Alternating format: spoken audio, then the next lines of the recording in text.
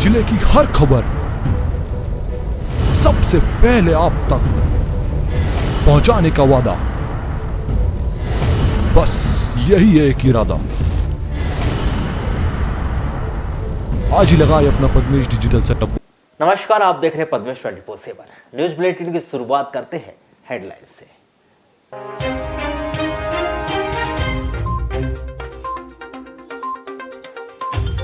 Double money मामले में फरार आरोपी हेमराज अमरडारे सहित 4 आरोपियों को लांजी पुलिस ने किया गिरफ्तार। न्यायालय में किया जाएगा पेश।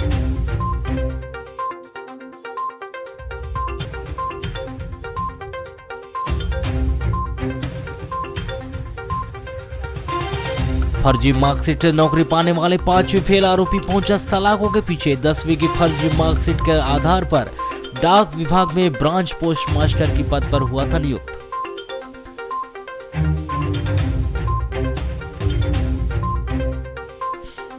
दुर्ग पुलिस ने फिर बालाघाट में की कार्रवाई। ऑनलाइन सट्टा कारोबार में लिप्त 7 आरोपियों को किया गिरफ्तार। महादेव ऐप से आरोपी चला रहे थे सट्टे का खेल।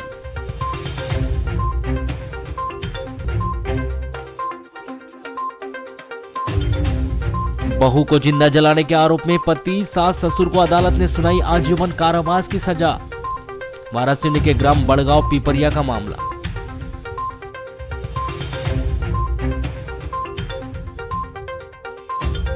सीएम हेल्पलाइन की झूठी शिकायत पर प्रशासनिक अधिकारियों को परेशान करने वालों की अब खैर नहीं। फर्जी शिकायत करने वाले पांडरवानी निवासी कमलेश पर होगी एफआईआर।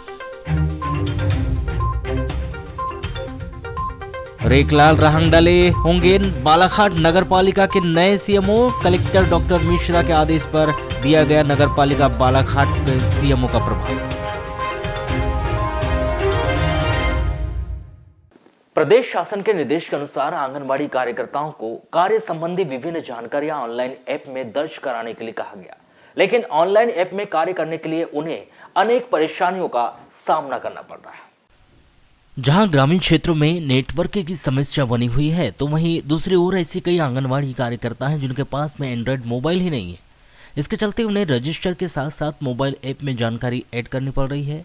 जहां मोबाइल न होने के चलते कई आंगनबाड़ी कार्यकर्ता इस कार्य को ठीक तरीके से नहीं कर पा रही है, जिस पर अपनी नाराजगी जताते हुए आंगनबाड़ी कार्यकर्ताओं ने पोषण ट्रैकर ऐप पर संपर्क ऐप के स्थान पर पूर्व की भांति रजिस्टर में ही कार्य कराए जाने की मांग की।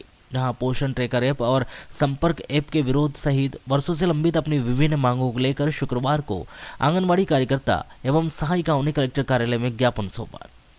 आंगनबाड़ी कार्यकर्ता एवं सहायिका एकता यूनियन के बैनर तले सौंपे गए इस ज्ञापन में उन्होंने पोषण ट्रैकर ऐप और संपर्क ऐप में कार्य करने में आ रही विभिन्न दिक्कतों को दूर करने, आंगनबाड़ी कार्यकर्ताओं को ऑनलाइन कार्य करने के लिए मोबाइल दिए जाने या फिर मोबाइल खरीदने के लिए तत्काल ही राशि का भुगतान करने, 2018 में काटे गए 1500 रुपये का मानदेय तत्काल एरियर सहित देने और 3 माह से रुके हुए वेतन का तत्काल ही भुगतान किए जाने की सहित वर्षों से लंबित अपनी विभिन्न सूत्री मांगों को पूरा किए जाने की गुहार लगाई।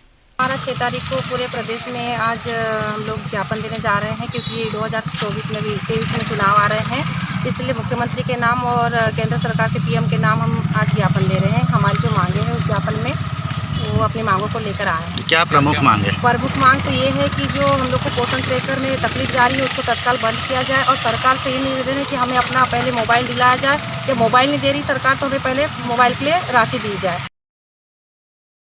क्षेत्र में इन दिनों आवारा कुत्तों की तादाद कुछ ज्यादा ही बढ़ गई, जहां आए दिन आवारा कुत्ते राह चलने वाले राहगीरों को अपना निशाना बना रहे हैं और उन्हें काट कर घायल कर रहे हैं। तो वहीं अब आवारा कुत्तों ने 2 मादा चीतल को अपना शिकार बनाया है।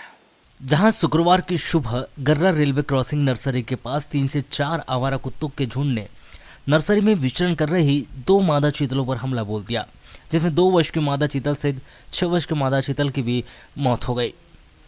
जहां वन विभाग को सूचना मिलने पर मौके पर पहुंचे वन अधिकारियों ने दोनों मादा चीतल के शव को बरामद कर उन्हें चांदमारी लाया गया, जहां वरिष्ठ अधिकारी को सूचित कर दोनों मृतक चीतल का पशु चिकित्सकों के द्वारा पोस्टमार्टम करवाकर दोनों चीतल के शव का अंतिम संस्कार किया गया। हाल ही में शाहपुर नगरपालिका से स्थानांतरित होकर बालाघाट नगरपालिका आए राजस्व उप निरीक्षक RL रहंगडाले को नगरपालिका बालाघाट का नया प्रभारी सीएमओ बनाया गया है। जिसके आदेश कलेक्टर डॉक्टर गिरीश कुमार मिश्रा के द्वारा शुक्रवार को जारी कर दिए गए, जहां अब आर्यन राहंगडाले आगामी आदेश तक नगरपालिका बालाघाट में प्रभारी मुख्य नगरपालिका अधिकारी के तौर पर कार्यभार संभालेंगे। आपको बताया कि इसके पूर्व आर्यल राहंगडाले नगरपालिका बालाघाट में राजस्व उप निरीक्षक के तौर पर अपनी सेवाएं दे चुके हैं, जिन्हें शाहपुर नगरपालिका में स्थानांतरित कर शाहपुर नगरपालिका का प्रभारी मुख्य नगरपालिका अधिकारी बनाया गया था, जिनका पुनः स्थानांतरण बालाघाट नगरपालिका किया गया था, जिन्हें अब कलेक्टर डॉक्टर गिरीश कुमार मिश्रा ने नगरपालिका बालाघाट का नया प्रभारी मुख्य नगरपालिका अधिकारी बनाया गया है, जो आगामी आदेश तक नगरपालिका बालाघाट के मुख्य नगरपालिका अधिकारी का पदभार संभालेंगे। बहुचर्चित डबल मनी मामले में फरार चल रहे 4 आरोपियों को लांजी पुलिस ने न्यायालय के पास से पकड़ लिया है। लांजी पुलिस को सूचना मिली थी कि फरार आरोपी शुक्रवार को न्यायालय आने वाले हैं, जिसके बाद पुलिस ने योजनाबद्ध तरीके से आरोपी हेमराज अमाडारे, ललित वैष्णव, राहुल बापुरे और रामचंद्र कालबेले को गिरफ्तार कर उन्हें लांजी लेकर आए। पुलिस थाना लांजी में लगातार डबल मनी मामले में शिकायत दर्ज हो रही है। निवेशक अब अपना आपा खोते हुए नजर आ रहे हैं। हजारों करोड़ रुपए डबल मनी मामले में आरोपियों से लेना है। निवेशक चेक लेकर थाने पहुंच रहे हैं तो कुछ बैंकों के माध्यम से चेक बाउंस करवाकर कानूनी प्रक्रिया अपना रहे हैं। वहीं इस मामले में पुलिस की मुश्किलें भी बढ़ते जा रही है, क्योंकि लगातार डबल मनी के अपराध दर्ज होते जा रहे हैं और डबल मनी के आरोपी फरार हो रहे हैं। पुलिस को इनकी गिरफ्तारी कर न्यायालय में पेश करना है। वहीं अब डबल मनी से जुड़े सैकड़ों एजेंट भी फरार हैं। इसी बीच लांजी पुलिस को एक सफलता हाथ लगी, जहां विगत कई माह से डबल मनी मामले में फरार मुख्य आरोपी हेमराज अमाडारे सहित अन्य 3 को 6 जनवरी को पुलिस ने न्यायालय के पास से हिरासत में लिया। साथ ही इनके सहयोगियों की भी गिरफ्तारी लांजी पुलिस ने की। इस बात की पुष्टि लांजी थाना प्रभारी के द्वारा की गई है। लांजी पुलिस के द्वारा डबल मनी मामले के मुख्य आरोपी हेमराज पिता तुलसीराम अमाडारे, उम्र 38 वर्ष, निवासी बोलेगांव, ललित पिता खेमदास वैष्णव, निवासी बोलेगांव, राहुल बापुरे पिता राजकुमार बापुरे, उम्र 23 वर्ष, निवासी बोलेगांव, रामचंद कालबेले पिता नानूराम कालबेले, उम्र 44 वर्ष, निवासी बोलेगांव की हिरासत में ले लिया गया। पुलिस ने इस मामले में जानकारी दी है कि इसके ऊपर और भी नए मामले अनियमित जमा योजना के तहत दर्ज किए गए हुए हैं। इसके तहत इनको हिरासत में लेकर आवश्यक कार्रवाई पूर्ण कर न्यायालय में पेश किया जाएगा। सरकारी महकमे में फर्जी मार्कशीट से नौकरी पाने का मामला सामने आया है। कोतवाली पुलिस ने डाक विभाग में ब्रांच पोस्ट मास्टर के पद पर नियुक्त एक आरोपी को गिरफ्तार किया है, जबकि एक आरोपी अभी भी फरार है। पुलिस ने शुक्रवार को 2 आरोपियों के खिलाफ धोखाधड़ी और फर्जी तरीके से नौकरी हासिल करने पर धारा 420, 468 और 471 के तहत अपराध पंजीबद्ध किया है। आरोपियों ने नियुक्ति के समय 10वीं की फर्जी मार्कशीट जमा की थी, जबकि आरोपी 5वीं फेल है। आपको बता दें कि पिछले नवंबर माह में डाक विभाग में ही 10वीं की फर्जी मार्कशीट लगाकर ब्रांच पोस्ट मास्टर बनने वाले 5 आरोपियों की पहचान हुई थी, जिसमें एक आरोपी फरार हो गया था। कोतवाली पुलिस के मुताबिक डाकघर बालाघाट में सहायक अधीक्षक अनिल शर्मा की शिकायत पर मामले की पड़ताल करने पर विकास कुमार राज पिता विनोद प्रसाद निवासी बेलाडीह गया बिहार और संटू कुमार पिता शिवनंदन सिंह निवासी ग्राम धुनकी जहानाबाद बिहार को फर्जी ढंग से नौकरी हासिल करना पाया गया। पुलिस ने विनोद प्रसाद को गिरफ्तार कर लिया, जबकि संटू कुमार फरार है, जिसकी पतासाजी की जा रही है। पुलिस से मिल रही जानकारी के अनुसार आरोपी विनोद प्रसाद ने चेन्नई बोर्ड से 10वीं की फर्जी मार्कशीट बनवाई थी, जो पिछले 4 महीनों से रामपायली के बकोड़ी डाकघर में बतौर ब्रांच पोस्ट मास्टर के पद पर कार्य कर रहा था। इस तरह फरार आरोपी संटू कुमार ने दिल्ली बोर्ड से जाली मार्कशीट बनवाई थी और बिरसा के बिठली डाकघर में वह पदस्थ था। कोतवाली पुलिस ने नवंबर माह और ताजे मामले में फरार दोनों आरोपियों की तलाश कर रही है। आपको बता दें कि इसके पूर्व भी मामले में 5 आरोपियों में 4 बिहार के और 1 राजस्थान का रहने वाला था। पुलिस इस फर्जीवाड़े में बिहार में बैठे गिरोह और वहां के कनेक्शन के आधार पर जांच कर रही है। सर, डाक विभाग में फर्जी मार्कशीट के जरिए नौकरी पाने का कुछ मामला आया है सामने, क्या मामला है पूरा? जी, अनिल शर्मा सहायक डाक अधीक्षक हैं, उनके द्वारा एक लिखित में एक आवेदन प्रस्तुत किया गया, जिसमें विगत दिनों में डाक विभाग में भर्ती हुई थी और जिसमें 10th की मार्कशीट, बोर्ड की मार्कशीट अनिवार्य थी और ऑनलाइन सारा प्रोसीजर हुआ था।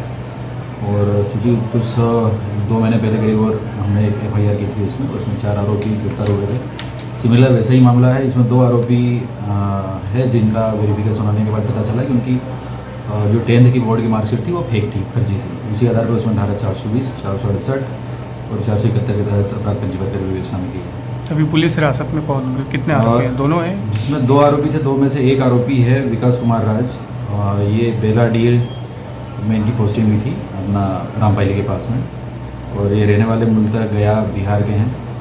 इनको गिरफ्तार किया गया, न्यायालय पेश किया गया। सर पूर्व में नवंबर में ही ऐसा एक मामला आया था जिसमें से एक आरोपी फरार था, क्या उसकी गिरफ्तारी या पतासाजी अभी क्या हुआ उसका अपडेट? देखिए, जो पुराना जो मामला था उसमें 5 आरोपी थे, 5 में से 4 आरोपी गिरफ्तार हुए थे, और उसमें 4 में से 3 आरोपी बिहार के थे और 2 आरोपी राजस्थान के थे।